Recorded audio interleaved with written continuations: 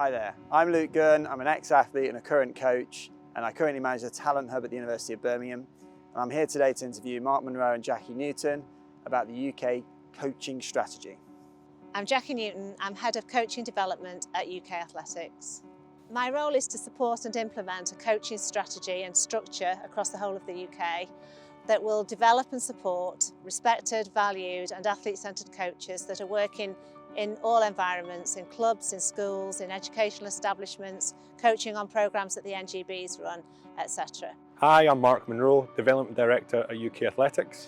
Within my role, I have oversight across a number of key strategic areas. Those areas include coaching development, officials development, facilities, clean athletics, safeguarding and rules.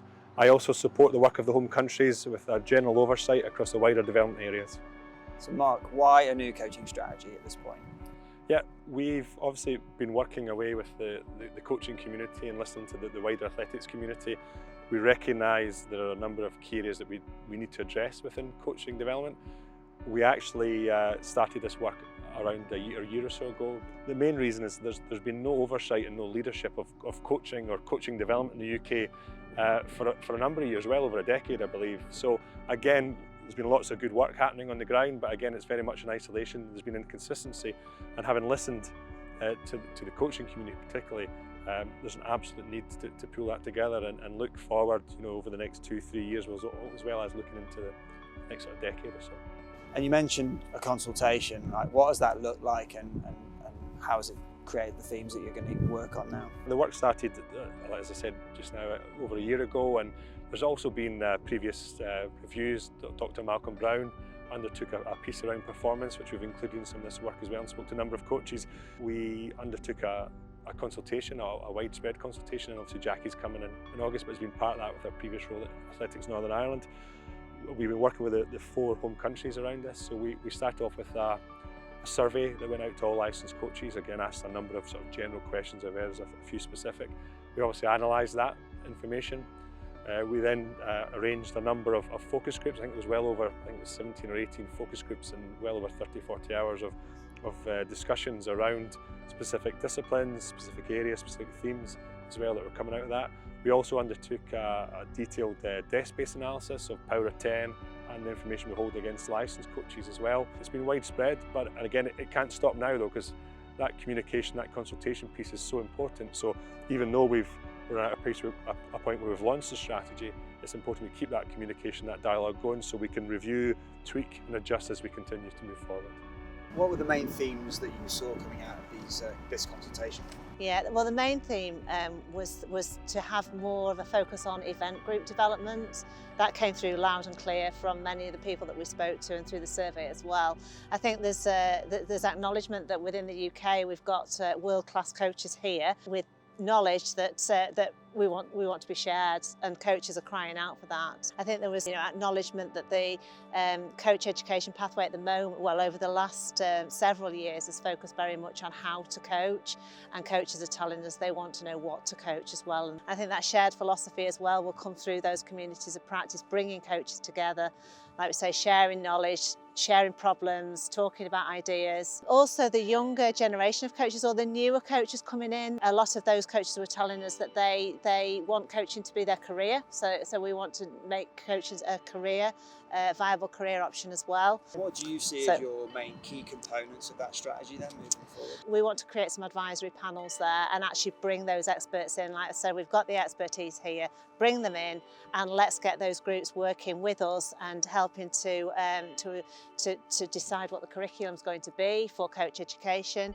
And that, we should mention there as well, the new learning development framework, that came through loud and clear in the consultation as well. The qualification pathway needs to change. It's been quite hierarchical, so people have come in and done coaching assistants. Everybody's done the same thing, no matter whether they want to stay as a children's coach or whether they want to be a performance coach. People need to be able to enter at the place that's relevant for them, and they need to take the journey that's relevant for them as well. And so that's going to mean a modular approach. So not everybody will do the same workshops, modules. It will look different for different coaches depending what role they're going to play. What do you see as the priorities in this? We've looked at next steps. First step is get those advisory groups set up. We need that knowledge. We need to talk to those people, and we're certainly going to be advertising them quite soon.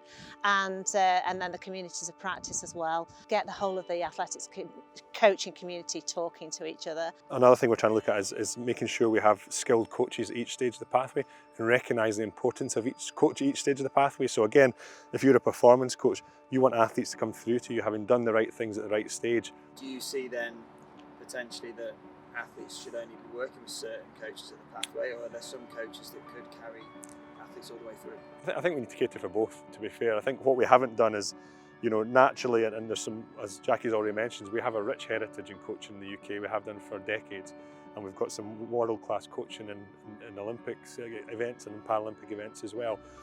What we probably haven't done is UK athletics. We've probably taken our eye off the ball a little bit, and we haven't recognised the importance of skilled coaching each stage of the pathway and that coaching chain. So again, it's just making sure the education programme or learning development framework provides opportunities for coaches to learn in the environments they're working in, and as localised as we can possibly make that. I think working with the clubs as well, that's also a priority. We should mention, making sure that we support the clubs so that their coaching structure within the club makes sense. On that in the clubs, do you see anything in the strategy that particularly allows that equity of opportunity for coaches? Yeah, well, certainly one of the things that's come through when it comes to equity and diversity inclusion is the need for a more professionalised system, if you like. So the opportunity for paid roles. We know that a lot of coaches out there are very time poor, and that's actually stifling our opportunity to have that diverse workforce. So that is going to be a focus. A few years from now, what do you see that impact being for a coach on the ground with this strategy?